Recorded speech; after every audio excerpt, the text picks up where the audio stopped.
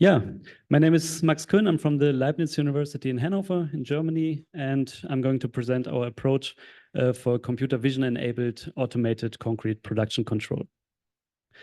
There's a statistic that says that concrete is the second most used material in the world, right after water. And in fact, concrete is a very beautiful building material with very excellent properties, which is also why it's a fundamental building material for the entire built environment, starting from residential buildings, cultural places, and also infrastructure for transportation and supply. But I believe that we are also all aware of the challenges that are currently faced by the concrete industry. For example, almost every 10th ton of CO2 that is produced on the world stems from the concrete production. Also, a huge proportion of natural resource consumption is caused by the concrete industry, while at the same time, more than 50% of the waste volume is caused by construction waste. People from academia and also from industry are, of course, aware of this problem and of these challenges. And there are several solutions and developments of how to counteract these challenges. For example, CO2 optimized or CO2 reduced cements and concretes on the one hand, or the usage of recycling concretes. But all of these solutions and developments usually have one thing in common, and that is that the complexity of the material itself, of the composition, increases drastically. What was historically a three-component material, water, cement, and aggregates, is nowadays a material consisting of up to 10 or even up to 12 different raw materials, including also chemical additives. So the concrete becomes more complex and therefore also increasingly sensitive with respect to fluctuations in all of these raw materials. And therefore the product becomes less robust and more difficult to control and to adjust. And this is exactly where our contribution comes into place. So let's have a look on the typical production process of transportation concrete. So what usually comes first is the mix design. It's the recipe, so to speak, which defines the composition of the concrete. And if you work properly and precisely, you also have a look on your raw materials. For example, you analyze your aggregates by random sampling, and you determine the particle size distribution. You also consider environmental conditions like the temperature and humidity. And with all this in consideration, in an ideal and deterministic world, you end up with a product or with a concrete with a desired properties and quality, here on the example of the consistency, that you can measure in post-production with a certain uncertainty. In reality now, of course, your raw materials can fluctuate and can vary, and these fluctuations are undetected and are unknown. This is why they propagate through the final product, and your quality and the properties of the concrete can differ strongly from the desired ones. And this effect becomes more relevant with the increasing complexity of the modern and eco-friendly concretes that I talked about earlier. So what we propose now is a sensor-based and digital quality control of the entire production chain of the concrete production. In our paper and in this presentation, I'm going to talk about two approaches that we developed. The first is an image-based inline characterization of the raw materials, here on the example of the aggregates, where we try to determine precise information of the actual material used for each concrete batch in order to be able to use this precise information to adapt the mix design accordingly. And the second approach is an image-based monitoring of the mixing process itself in order to derive information of the quality and the properties of the concrete already during production, to be able to adapt in cases where the quality differs from the desired properties. So let's start with the first approach, the image-based aggregate characterization. So as I said, what is done typically until now is that you take a small random sample of your aggregate, and by manual sieving, you determine the particle size distribution of this random sample. And this particle size distribution is assumed to be representative for large amounts of material, usually several tons of material. Of course, in real life, the material variations lead to deviations from the random sample. So the actual properties of the material that is used for each concrete batch that is produced are actually unknown and therefore cannot be considered during the production. So what we propose here is to install a camera setup on top of the conveyor belt that transports the material into the mixer, which allows us to observe actually every kilogram of the actual material that is used for concrete production. And we develop a deep learning-based method to derive information like the particle size distribution from the images observed. So more formally, given an image or an image sequence, the goal is here to find a mapping function which is able to map the image data, the image observations, to the grading curve. And in our case, we represent the grading curve by the histogram percentiles under the constraint that they sum up to 1. So methodologically, this results in a constrained multi-regression problem. And in the paper that we submitted, we used a vision transformer to represent the mapping function f in this case. So what a vision transformer does, it takes an image as an input, divides it into smaller patches, linear projects these patches to so-called tokens. And then what is done usually is that you append a learnable class token or prepend the learnable class token to the series of tokens. The whole sequence is fed through the transformer encoder. And then usually the final prediction is based on the final feature embedding of the class token. And this feature embedding is forwarded to a multi-layer perceptron. In our case, this MLP is designed so that it outputs the percentiles of the grading curve.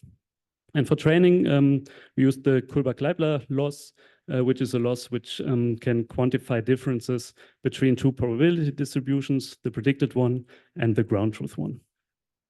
And of course, to make this whole thing work, you need a lot of data for training.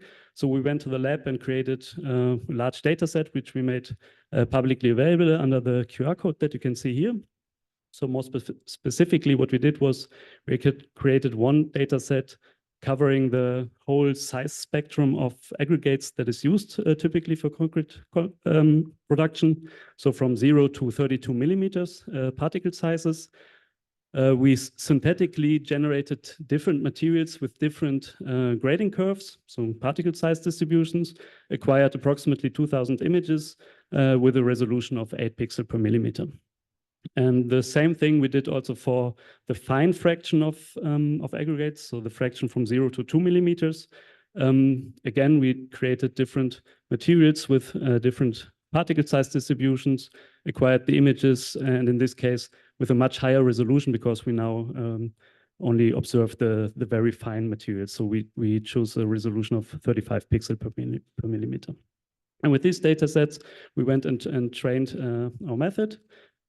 And here we can see some qualitative results. So on the left-hand side, we see 2 example images of the coarse aggregate data with a respective reference grading curve in green. And the red curve is the average predicted one with a standard deviation as the lighter red band next to it. And as we can see, the prediction is very precise, and also the standard deviation are very small in this case.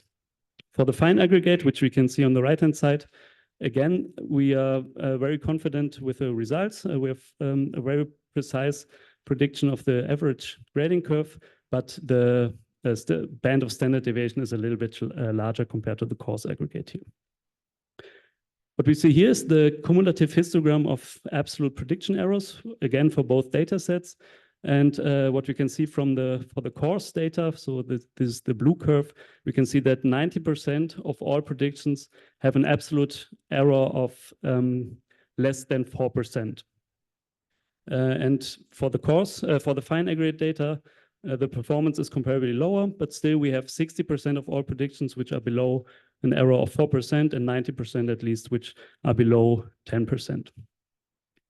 Again, we see some quantitative results. So these are the mean absolute errors distinguished by the different particle sizes. And we can see that for the coarse aggregate data, all the average prediction errors are below 3% with a total average of 1.57%. And again, comparably lower performance on the fine data, which is still very precise with 4.2% of mean absolute error. So we achieved very promising and very precise results here. The next thing that I would like to present is the mixing monitoring.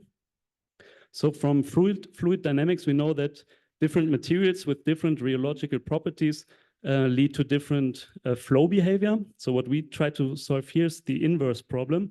We install cameras on top of the mixer, observing the mixing behavior and the flow behavior during mixing, and try to train a deep neural network, which is able to then predict the fresh concrete properties, in this case, the consistency represented by the slump flow diameter and the rheological properties represented by the viscosity and the yield stress. So as you can see here, the dynamics of the mixer is very complex. So for the first developments, we developed a surrogate mixing system with a much simpler geometry, which is visible here. So we have a mixing pedal which moves on a linear trajectory back and forth. And on the top right, you can see a stereo camera system, which acquires stereo image pairs, so one image from the left and from the right camera. And everyone who knows a bit about principles of photogrammetry knows that from a stereo image pair, you can reconstruct the 3D scene. In this case, the 3D surface of the concrete, which we did, as it can be seen on the right-hand side, as we believe that in the 3D surface and the 3D topography of the concrete, there's much information about the actual properties. So then for the methodology, we took the ortho-rectified image and the depth map, we stacked them together and used those as input for a convolutional neural network. We just trained to transform these inputs to a latent feature embedding. And then what we decided to do is also to append the information about the mix design to this vector. So information about the composition. And this feature vector is then forwarded to a fully connected layer that is trained to predict the target state vector for the fresh concrete properties. Again, we need data to train this, so we created 45 different concretes where we varied the water-cement ratio, grading curve, paste content, and also chemical additives. And we end up with concretes with a broad range of different properties, as can be seen in the table. We acquired images during several pedal runs, so movements of the mixing pedal with different velocities and different frame rates. So in total, we generated a data set of approximately 100,000 images, which we used for training and testing. And here we can see some quantitative results, the mean absolute error for the consistency and also for the rheology. We tried different input settings. So we used only the ortho-rectified image and the depth map, only the image and the mix design information, depth map and mix design information, and the full model. And we can see that, for example, for the full model, we usually receive the best performance with 2.7 centimeters of mean absolute error for the consistency, which equals to a relative error of 8%. And also for the rheological properties, we are in a range of 10 or 12% relative error. So again, very promising results in this development. So to conclude, what we did was an image-based monitoring of both the raw materials and the concrete production process. We developed a deep learning-based method and characterization of the aggregate particle size distribution and of the fresh concrete properties during mixing with very promising and already relatively precise results. And in the future, of course, we would like to apply these methods to a real-world production environment, and then go one step further and make real use of these predictions and methods to optimize the concrete composition and concrete production. And for this, with partners from industry, we designed a research mixing facility where we are able to integrate our sensor setups for both the aggregates on the one side and also for observing the mixing behavior. And I'm very happy to announce that. Oh, sorry.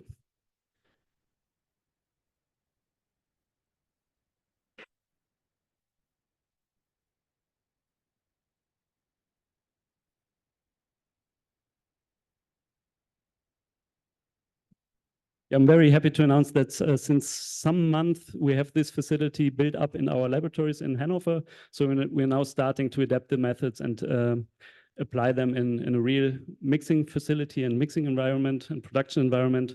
Yeah, and if you're interested, stay tuned, and hope we can see each other again on one of the next automation and construction events. Thank you. Excellent. Thank you for these very enjoyable presentations. We'll take the time. We're a bit behind, obviously, but we'll take time for one or a couple of questions, depending on how quickly it goes. Do you have any questions for the presenter? Otherwise, I certainly have at least one. Yes.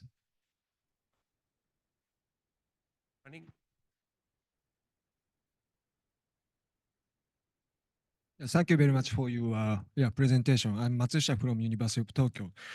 My question is whether the result of the aggregate quality monitoring feedback into the design. Because, for example, moisture content is affect to the design itself, right? And this point is quite important. Sorry, it's very... Can you... Excuse me. So you cannot hear my voice? Yeah, I couldn't understand you. Yeah. So I'm so sorry. Yeah. Anyway, thank you very much for your presentation. My question is whether the result of the aggregate quality monitoring feedback to design itself or not. Because, for example, the moisture content of aggregate is affect to the design, right? And this point is quite important point to implement to the actual production. So that is why I raised this question. Yeah, of course, aggregate can have different moisture contents. What we designed the method to is to predict the mass percentages of the particle size fractions. And in the training data, we also considered, we acquired images for dry material, also for wet material up to 10% of moisture content. But the actual, what these mixing facilities always contain is a scale which is able to output the mass of the aggregate and of all input materials. So the goal is not to predict the overall mass, but the mass percentages. So this is why we can neglect or consider out the moisture in this case. Okay, I see. Thank you very much. Can I get another one? Anybody? Yeah. Oh.